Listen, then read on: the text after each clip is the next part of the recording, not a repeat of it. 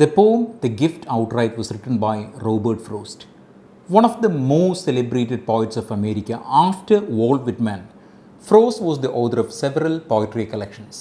He won the Pulitzer Prize 4 times, and he was the author of several poems that we still remember by heart, know by heart, like Stopping by the Woods on a Snowy Evening, then The Road Not Taken, Birches, Mending Wood, so many poems like them.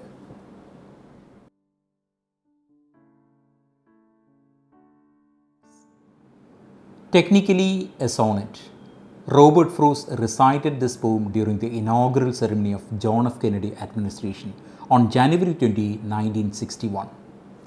അമേരിക്കയുടെ ദേശാഭിമാനത്തെ, പിന്നെ അത് കടന്നു വന്ന നാൾ വഴികളെ, അതിൻ്റെ പോരാട്ടങ്ങളെ, അതിൻ്റെ ചരിത്രത്തെ ഒക്കെ അടയാളപ്പെടുത്തുന്ന ഒരു കവിതയാണ് the gift outright Kavitha.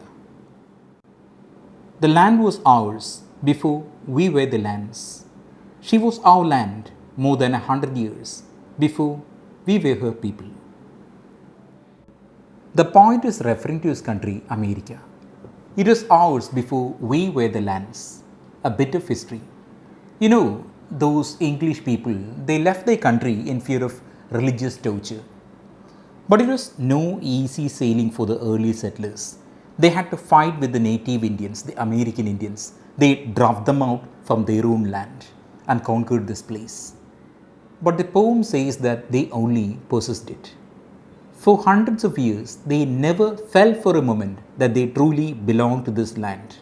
They could never see themselves as Americans. They were total strangers here, total aliens here. She was ours in Massachusetts, in Virginia, but we were England's, still colonials, possessing what we still were unpossessed by what we are now no more possessed. It was in those places that the Englishmen came and settled down at the initial stages of colonization. As I told you, they were settlers, കുടിയേറ്റക്കാരാണ്. They could never see themselves as Americans. They were still connected to their motherland, that is England. The poem says that we own the land, but the land, that means America, did not own them back in return. Why? Because we were still England's.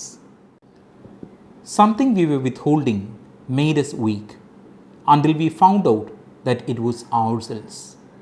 We were withholding from our land of living and forthwith found salvation in surrender. Perhaps this is the turning point in the poem, a moment of realization for those Americans who still saw themselves as Englishmen rather than as Americans. But in course of time, they realized that they were still weak. Why? Because they didn't give themselves completely over to the new land.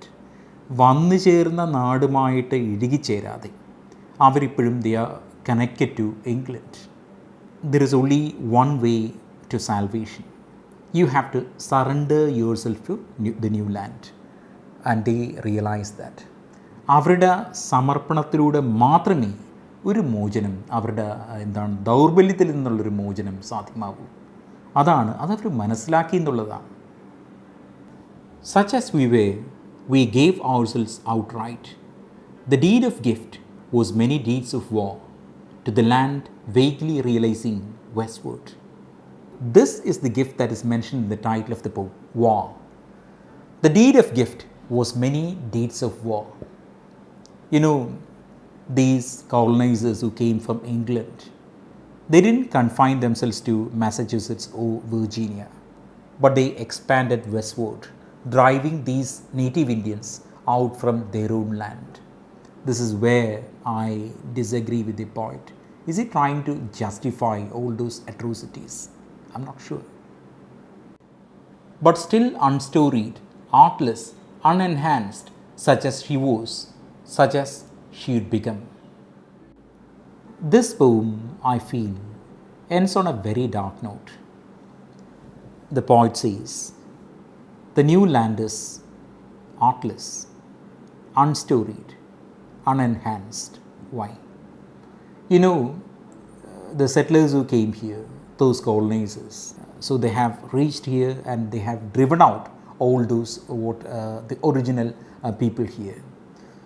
So the land did not have stories, any myths. Oh, it is artless. It did not have any culture, nothing. It doesn't have anything like this. All those things belong to the original people, original inhabitants of America, which are not in the picture anymore. But the poet is quite silent about that in the poem.